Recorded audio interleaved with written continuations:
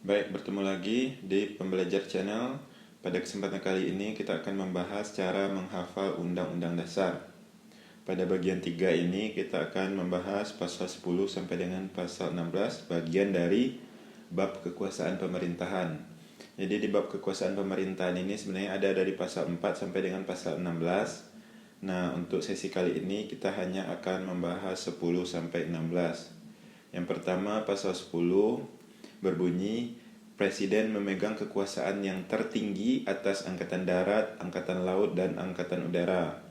Ini artinya, jadi di penjelasannya itu, atau di terjemahan kita, jadi makna dari pasal 10 ini adalah komando tertinggi angkatan bersenjata, dalam hal ini AD, AL, AU, berada di tangan seorang presiden dan dapat mengerahkan kekuatan tersebut untuk menjaga NKRI. Jadi ini pasal 10. Jadi di pasal 11-nya kita lihat, pasal 11-nya masih berkaitan sebenarnya dengan yang pasal 10 tadi.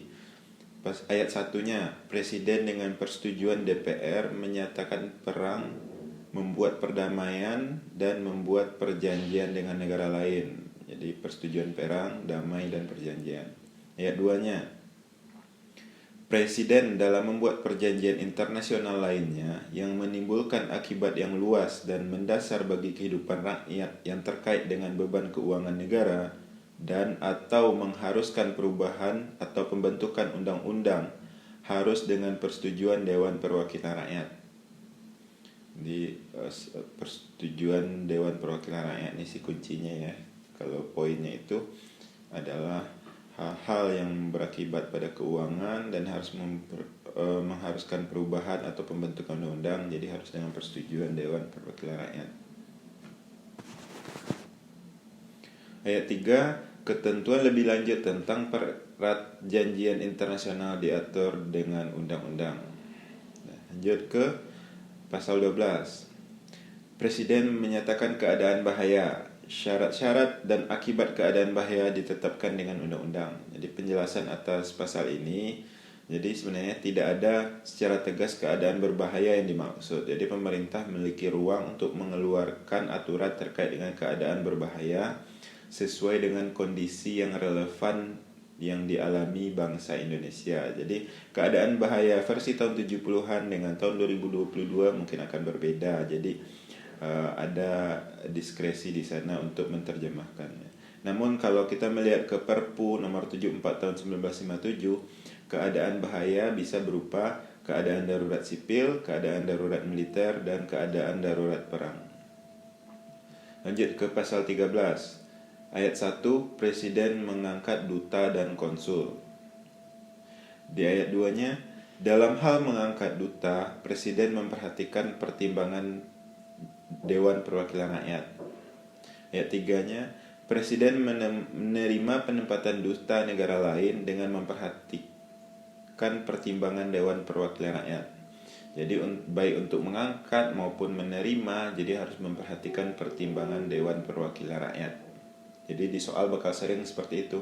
Presiden mengangkat duta dengan memperhatikan pertimbangan A, MA, B, DPR, C, DPR. Nah, jadi jawabannya adalah DPR. Pasal 14, ini tentang 1. Presiden memberikan grasi dan rehabilitasi dengan memperhatikan pertimbangan Mahkamah Agung. Jadi untuk grasi dan rehabilitasi ini harus memperhatikan pertimbangan MA. Apa itu grasi dan rehabilitasi? Silakan teman-teman browsing sendiri agar membuat logika yang tepat untuk memudahkan menghafal, karena grasi dan rehabilitasi pertimbangan MA.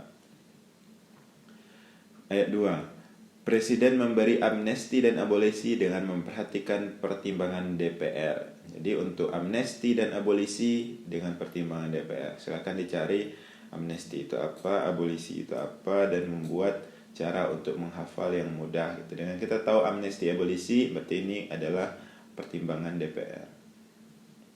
Pasal 16. Presiden memberi gelar, tanda jasa, dan lain-lain tanda kehormatan yang diatur dengan undang-undang. Ini bagian dari kewenangan presiden. Makanya saya sering menyebut atau mencoba menghafal bahwa bab 3 ini kekuasaan presiden sebagian besar subjeknya adalah tentang presiden. Pasal 16. Presiden membentuk satu dewan pertimbangan yang bertugas memberikan nasihat dan pertimbangan kepada presiden, yang selanjutnya diatur dengan undang-undang. Baik, jadi di sini saya ulang kembali ya. Bab 3 ini adalah tentang kekuasaan pemerintahan.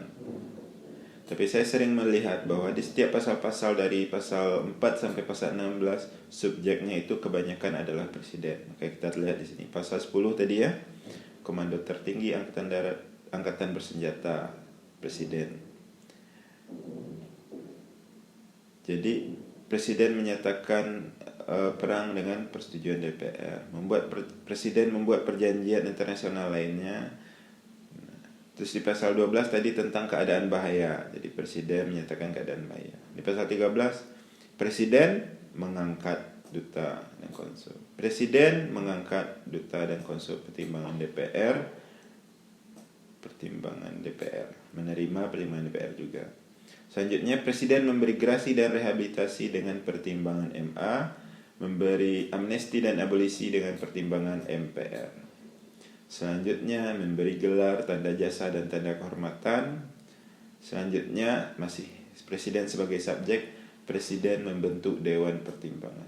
Jadi coba selesaikan per paket-paket ya. Jadi dari pasal 10 sampai 16 teman-teman cari, oh ini temanya. Jadi ini tentang kekuasaan presiden di bidang untuk komando tertinggi angkatan bersenjata, menyatakan perang, keadaan bahaya. Itu kan masih dalam satu suasana yang sama ya.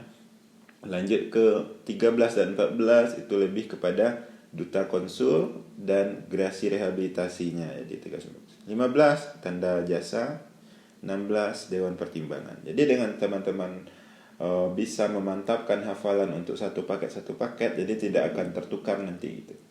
Oh, ketika kita membahas tentang pemerintah daerah, ini pasal berapa ya? Tidak mungkin adalah pasal pemerintah daerah pasal 10 sampai 16, pasti di luar itu gitu.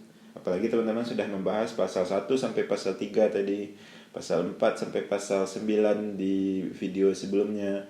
Jadi otomatis itu pasti di luar pasal 1 sampai pasal 16. Nanti kita akan membahas tentang kementerian dan pemerintah daerah di video keempat.